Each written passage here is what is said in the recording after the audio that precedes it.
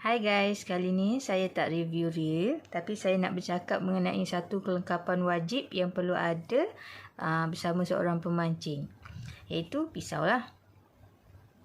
Bagi saya, pisau ni penting untuk dibawa bersama ketika memancing, terutamanya bila ke tempat-tempat bersemak ataupun hutan. Okey, satu, untuk keselamatan diri kita, sama ada daripada haiwan ataupun lain-lain ancaman. Kedua, time memancing, kita biasanya, sebab kita tak nampak benda dalam air kan. So, biasanya akan ada sangkut dekat tali ke, jaring ke, apa-apa yang ada dalam air tu. So, pisau memudahkan kita untuk potong barang-barang tersebut. Lagi satu, kalau keadaan tempat kita tu bersemak, so pisau ni boleh digunakan untuk bersihkan tempat atau jalan yang kita nak guna. Okey, untuk situasi terburuk yang tak terduga dan kita tak boleh jangkakan, seandainya kita tersesat, pisau adalah alat yang paling penting untuk kelangsungan hidup. Contohnya, untuk buat tempat berlindung. Kedua, untuk mencari makanan. Dan ketiga, untuk hidupkan api. Kita akan tengok satu-satu pisau yang ada kat sini. Okay, first, dulu saya pakai multi tool sebab saya rasa macam lagi senang sebab semua ada dekat satu multi tool ni. Okay, dulu saya pakai Leatherman Charge TTI. Okay, dia ada pelayar, lepas tu dia ada semualah pisau, gergaji, pengasah semua. Tapi dah lama pakai, dia ada part-part dia yang dah rosak sikit, so saya dah tak pakai lagi benda ni. Okey, untuk Leatherman ni dia ada lifetime warranty seumur hidup. So kalau saya nak minta dia buat balik semua, boleh, tak ada masalah, tapi dia tak akan bagi saya pisau yang sama. Maksudnya dia akan bagi model yang lain. So saya tak nak benda tu sebab yang ni dia dah ada sentimental value dia. So saya just simpan je untuk saya punya koleksi.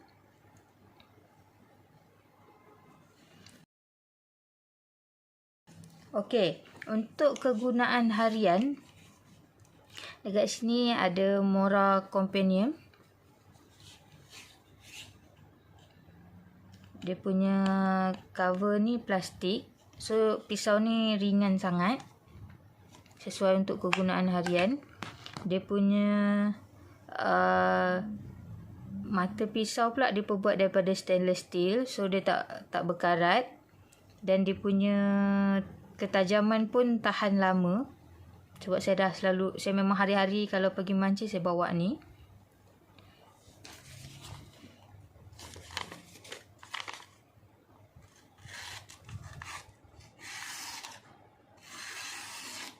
Saya tengok dia punya tajam.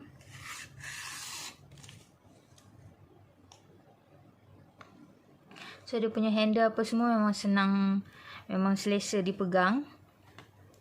Lepas tu dia punya handle ni dia ada back clip. Maksudnya kalau kita tak pakai tali pinggang pun kita boleh clip dekat kita punya seluar je, tak perlu pakai tali pinggang. Lebih senang.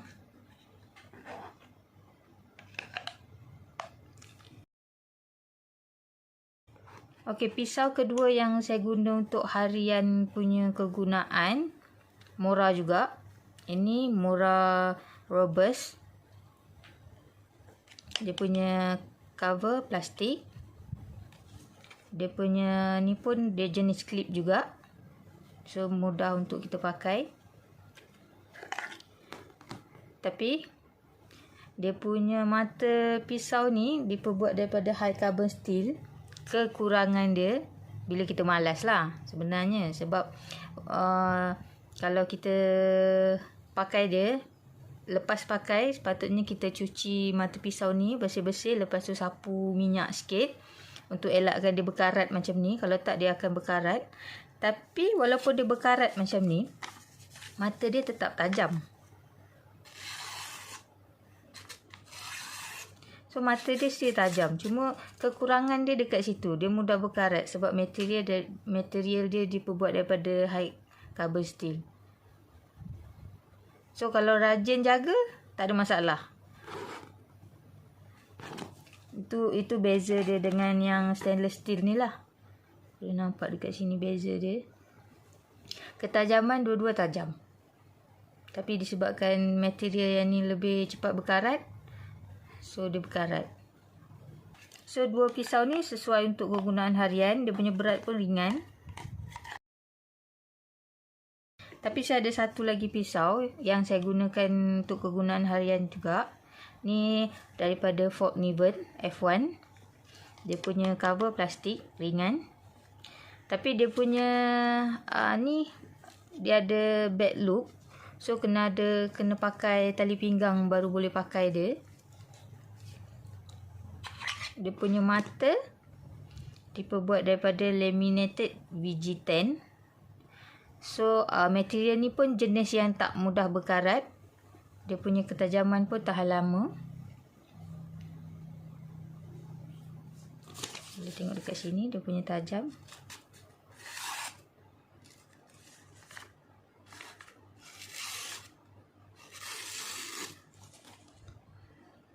Tapi yang ni walaupun dia saiz dia agak kecil, tapi dia lebih berat berbanding daripada Mora tadi. 3 pisau ni dia punya saiz lebih kurang je. Tapi companion ni dia agak panjang sikit berbanding yang lagi dua. Dia agak panjang. So kurang dia dekat situ je lah. Tapi dalam situasi saya pergi mancing dekat kawasan yang lebih ekstrim, maksudnya kalau saya pergi mancing kawasan sungai ke, kawasan yang bersemak ke, saya akan bawa Ganzo Firebird ni. Sebab untuk harian saya tak pakai dia sebab dia berat. Pisau ni agak berat. Dia punya saiz pun boleh nampak dia lagi besar daripada pisau-pisau yang lain. Tapi saya pakai dia sebab dia lebih banyak fungsi lah dekat sini. Dia punya ni datang dengan back loop. Dia punya pisau terbuat daripada stainless steel. Memang susah berkarat. Dekat sini pun dia ada tulis untuk survival knife. Dia punya tajam pun tajam, bagi saya tajam.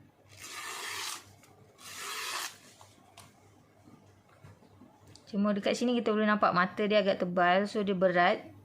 Dia punya handle ni dia perbuat daripada material ABS. Tapi dekat sini dia ada glow in the dark. So maksudnya kalau macam kita terjatuh dalam kawasan gelap ke, kita boleh cari pisau ni menggunakan glow in the dark ni. Lepas tu dekat pisau ni, dekat hujung ni dia ada bulat. Ni apa yang saya tahu kegunaan dia untuk pecahkan cermin. So pisau ni ada function tu. Okey, ini dekat pisau dia. Dekat dia punya cover pisau ni pun ada banyak fungsi. Salah satu dia dekat sini kita boleh nampak dia ada seat belt cutter.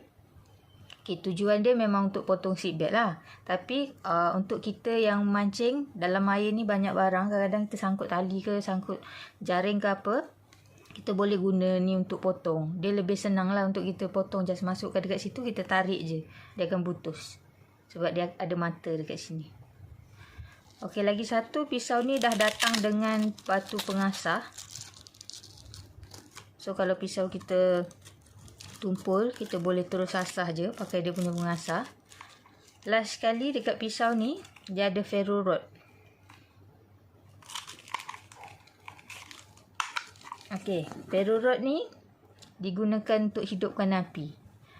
Dalam situasi yang macam kita dah tak ada lighter, kita dah tak boleh pakai mancis ke apa ke, So kita boleh gunakan alternatif ni untuk hidupkan api, gunakan ferro rod ni. So sebab tu saya kalau pergi tempat-tempat yang lebih ekstrim, saya akan bawa pisau ni. Sebab dia lagi banyak function lah.